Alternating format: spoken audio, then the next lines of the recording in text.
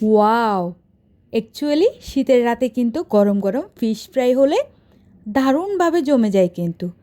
আজকে আমি রেসিপির জন্য একটা কার্ফু মাছ নিয়ে নিলাম।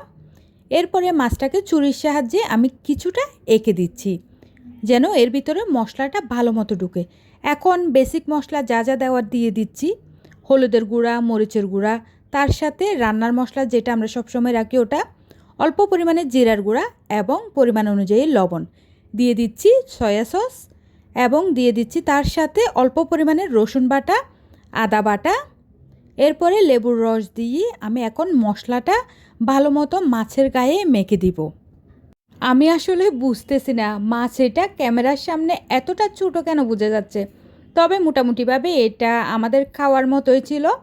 আমাদের ফ্যামিলি মেম্বার অতটাও বেশি না। এখন মাছটাকে আমি ফ্রাই করে নিব। তার জন্য একটা প্যানের মধ্যে পরিমাণ অনুযায়ী তেল দিয়ে দিলাম, এর মধ্যে মাছটা ছেড়ে দিব।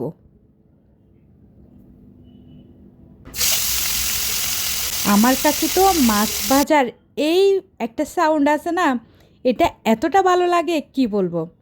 মাছের এক পিসটা যখন হয়ে আসছে, অপর পিসটাও আমি উল্টে পাল্টে দিব।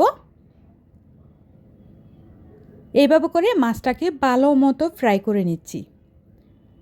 ফ্রাই করা শেষে আমি আবার উপর দিয়ে গার্নিশিংয়ের জন্য, এটা আমার মনে হয় টেস্ট আরও বেশি বাড়ায়, কিছু পেঁয়াজকে রিং রিং করে কেটে পাপড়িটা আলাদা করে দিয়ে দিয়েছিলাম।